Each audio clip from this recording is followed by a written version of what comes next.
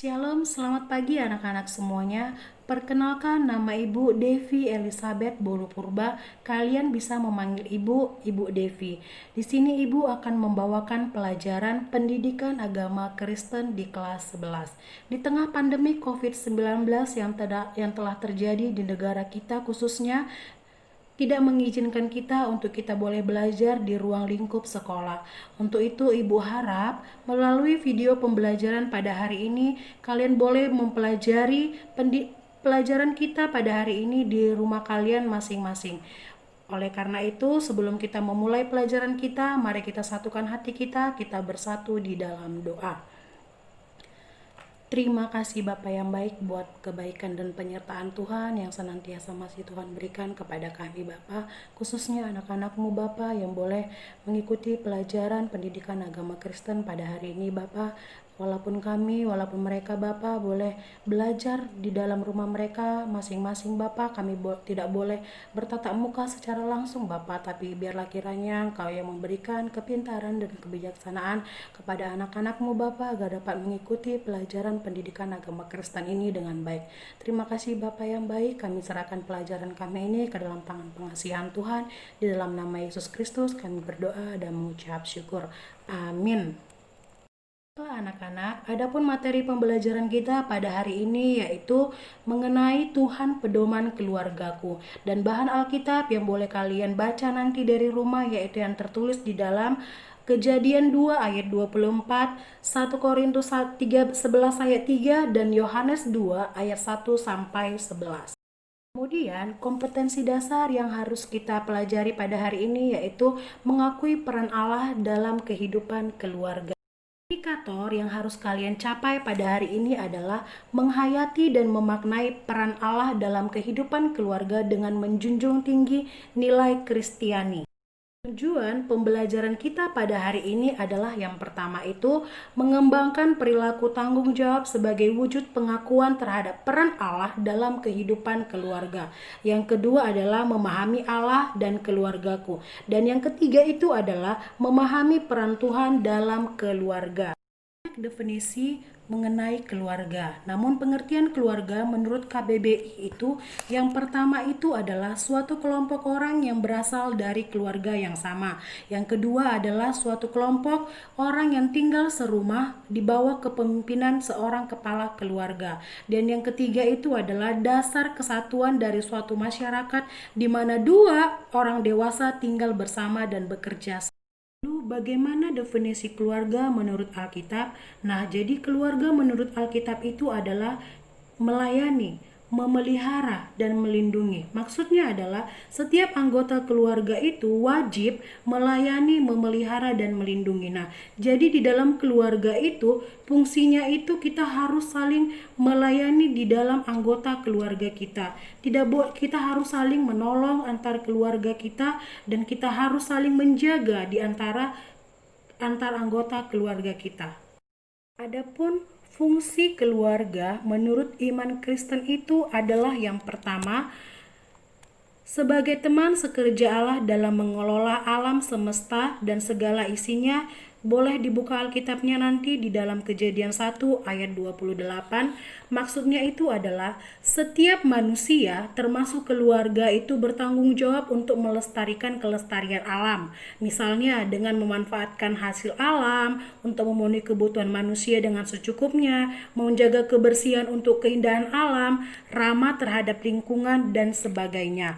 Dan yang kedua itu fungsinya adalah sebagai lembaga pendidik utama dan pertama. Kalian boleh buka Alkitab kalian juga di dalam Ulangan 6 ayat 4 sampai 9. Maksudnya adalah yang pertama itu berarti belum ada lembaga lain yang dapat mendahului peran keluarga dalam pendidikan.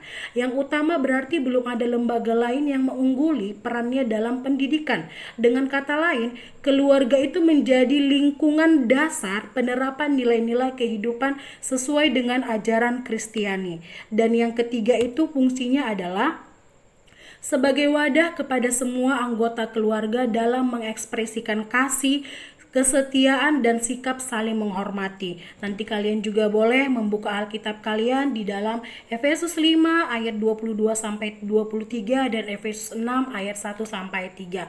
Di situ dikatakan bahwasanya artinya itu adalah setiap anggota keluarga itu menciptakan lingkungan dalam keluarga yang harmonis dengan menghayati dan melakukan ajaran-ajaran Kristiani sehingga dapat terpancar dalam lingkungan masyarakat yang lebih luas.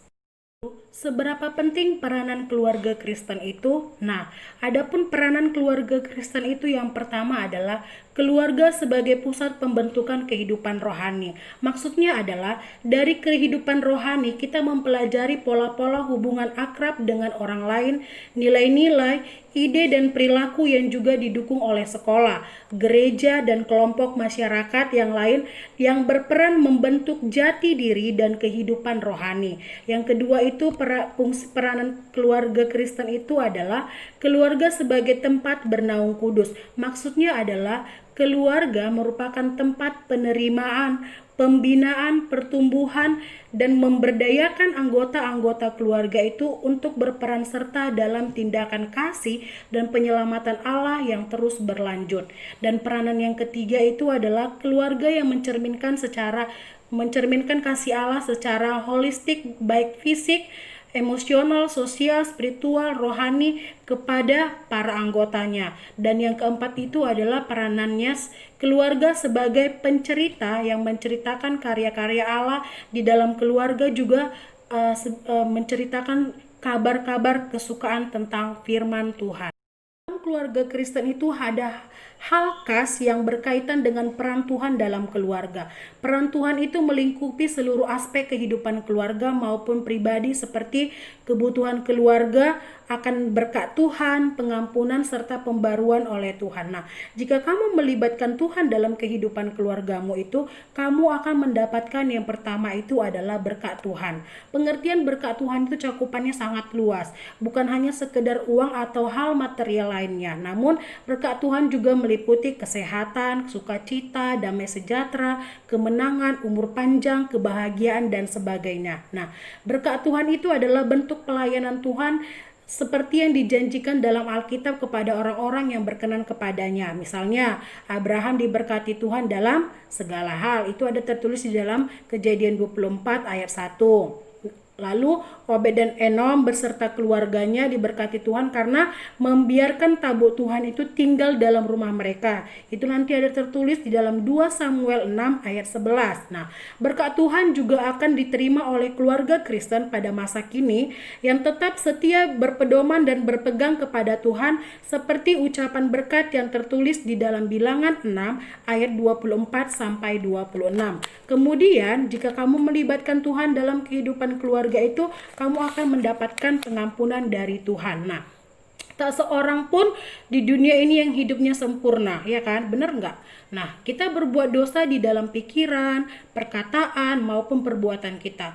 Nah, tahukah kamu anak-anak ibu, karena dosa-dosa kita itu Tuhan Yesus dihukum sampai di atas kayu salib. Nah, jadi kematiannya itu merupakan tanda kasih yang sangat besar kepada umat manusia seperti Tuhan yang Maha Pengampun. Nanti itu ada tertulis di dalam Efesus 1 ayat 7. Nah, seperti Tuhan yang mengampuni, kita sebagai orang Kristen itu harus bisa mengampuni orang yang bersalah kepada kita. Nah, pengampunan itu adalah sesuatu yang sangat indah.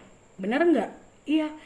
Nah, jadi itu mengampuni itu beda ya dengan memaafkan. Nah, kalau mengampuni itu kita tidak mengingat-ingat lagi kesalahan orang lain. Nah, karena selalu membawa kedamaian, keharmonisan, menumbuhkan persekutuan dan hubungan yang baik dengan sesama kita. Sehingga pengampunan ini menjadi salah satu kekasan baik dengan sesama.